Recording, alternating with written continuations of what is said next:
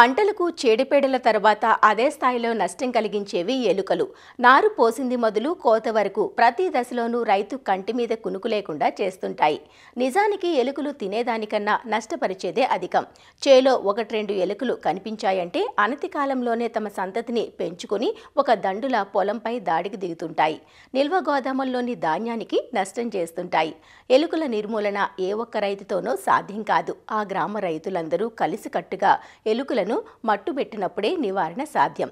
ఎలుకల నివారణకు సమగ్ర పద్ధతులు ఆచరించాలంటూ తెలియజేస్తున్నారు ఆచార్య ఎన్జీ రంగా వ్యవసాయ విశ్వవిద్యాలయం, శ్రీకాకుళం జిల్లా నైరా వ్యవసాయ కళాశాల విస్తరణ విభాగం అధ్యాపకులు డాక్టర్ డి చిన్నమనాయుడు.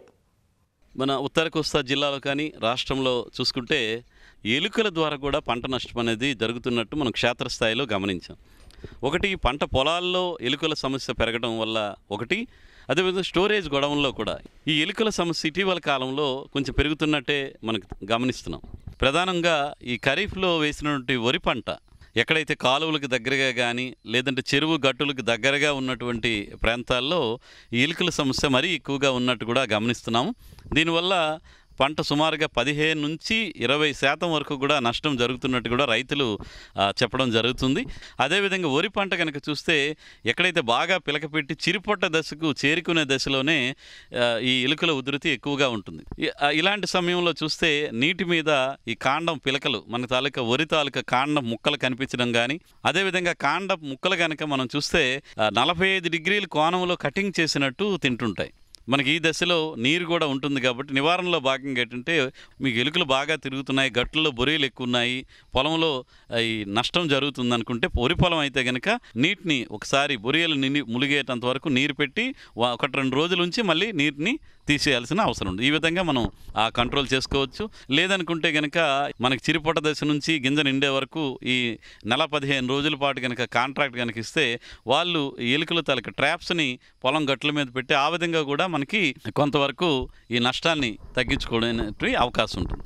అదేవిధంగా ఇటీవల కాలంలో మనకి మారిటేరు వ్యవసాయ పరిశోధనా కేంద్రం వారు ఎలుకల నివారణలో భాగంగా ఎర్ర తెర పద్ధతి అని చెప్పేసి ఒకటి పరిజ్ఞానాన్ని ఇవ్వటం జరిగింది. దీనివల్ల ఏంటంటే మనకి ఎక్కడైతే ఎలుకలు సంచరిస్తున్నాయని ఉంటుందో చుట్టూ కూడా 2.5 అడుగులు ఎత్తు వచ్చే విధంగా మన పాలిథిన్ షీట్ ఒకటి కట్టేస్తారు చుట్టూని.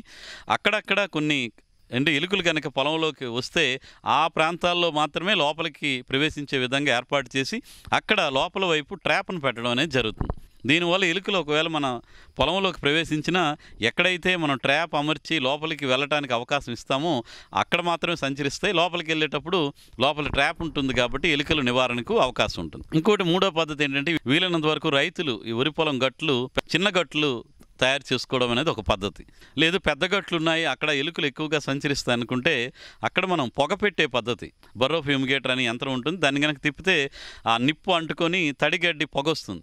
ఆ పొగ ఈ గట్టుల్లో ఉండేటువంటి బొరియల్లోకి వెళ్ళే విధంగా మనం ఏర్పాటు చేసుకొని పొగను కనుక బొరియల్లోకి పంపిస్తే లోపల ఉన్నటువంటి ఎలుకలన్నీ కూడా ఈ పొగ తాలూకా ప్రభావానికి లోపలే చనిపోవడం అనేది జరుగుతుంది. మన రసాయన పద్ధతుల్లోకి వచ్చేసరికల్లా మనం ఎక్కువగా ఎలుకల నివారణకి బ్రోమోడైలిన్, అదేవిధంగా జింక్ ఫాస్ఫైడ్ 2 రకాలైనటువంటి మందులు దొరికితే ఈ ఎలుకల నివారణ భాగంగా సామూహికంగా చేయాలి. ఒక ప్రాంతంలో 50 ఎకరాలు 100 ఎకరాలు ఉందనుకుంటే ఆ ప్రాంతం రైతులందరూ ఒకేసారి అనుకొని ఈ బ్రోమోడైలిన్ మందుతో విషపు ఎర తయారు చేసి కమ్యూనిటీ పరంగా యాక్షన్ తీసుకోవాల్సిన అవసరం ఉంటుంది. 1 కేజీ విషపు ఎర తయారు చేయాలనుకుంటే 960 గ్రాముల నూకలు, వరి నూకలు, ఒక 20 గ్రాములు నువ్వుల నూనె కానీ లేదు వేరుశనగ నూనె, 20 గ్రాములు బ్రోమోడైలిన్ మందు.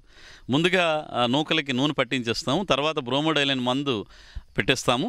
దాన్ని ప్రతి దగ్గర కూడా ఎక్కడైతే ఎలుకలు బాగా సంచరిస్తున్నాయో ఆ గట్ల అంచులను వెంబడి ప్రతి 20 మీటర్లకు ఒక దగ్గర 20-30 గ్రాముల ఈ బ్రోమోడైలిన్ విషపేరుని పెట్టుకుంటే ఎలుకలు అవి తిని మనకి చనిపోయేటువంటి అవకాశం ఉంటుంది. అదేవిధంగా ఈ బ్రోమోడైలిన్ మందు పెట్టాలంటే మనకి వర్షాకాలంలో వర్షాలు పడిపోయి ఒకసారి మందు కరిగిపోయే అవకాశం ఉంటుంది. కాబట్టి దీనికోసం ఏంటంటే పెర్మనెంట్ బెయిట్ స్టేషన్స్ అంటారు. అంటే ఏ విధంగా అంటే మనం సిమెంట్ పైపు ఒక 4 అంగుళాలు వెడల్పు ఉన్నటువంటి సిమెంట్ పైప్ కానీ లేదంటే ప్లాస్టిక్ పైప్స్ ఇరిగేషన్ పైప్స్ కానీ తీసుకుని అది ఒక అడుగున్నర వచ్చే విధంగా కటింగ్ చేసి మధ్యలో రంధ్రం చేసి ఆ పైపులోని మనం ఈ బ్రోమోడైలను ఏదైతే తయారు చేసుకున్న విషపు ఎర్ర మందు ఉంటుందో లోపల పెట్టి దానిపైన ఏదైనా మూతలాగా పెట్టేస్తాం.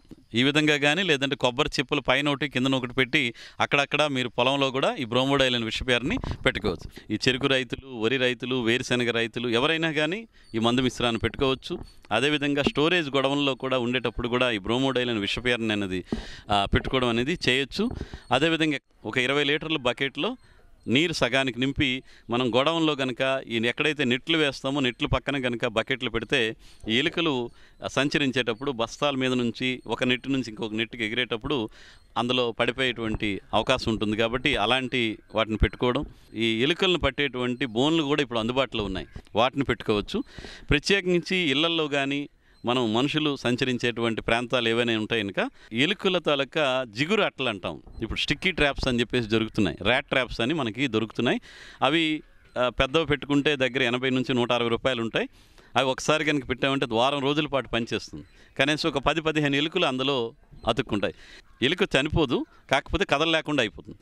కాబట్టి ఎక్కడైనా ఇళ్లల్లో కానీ లేకపోతే ఈ స్టోరేజ్ గొడవల్లో కానీ ఎక్కడ ఇంటర్నల్గా మనం లోపల పెడితే అక్కడ ఈ జిగురు అట్టలు, ర్యాట్ ట్రాప్స్ని కూడా వాడుకొని కూడా మనకి కంప్యూటర్ ల్యాబ్స్ ఎక్కడైనా ఉంటే అక్కడ పెట్టేటప్పుడు ఈ జిగురు అట్టలను కనుక పెట్టుకుంటే అక్కడ కూడా ఎలుకలు బాగానే నివారణ జరుగుతుంది.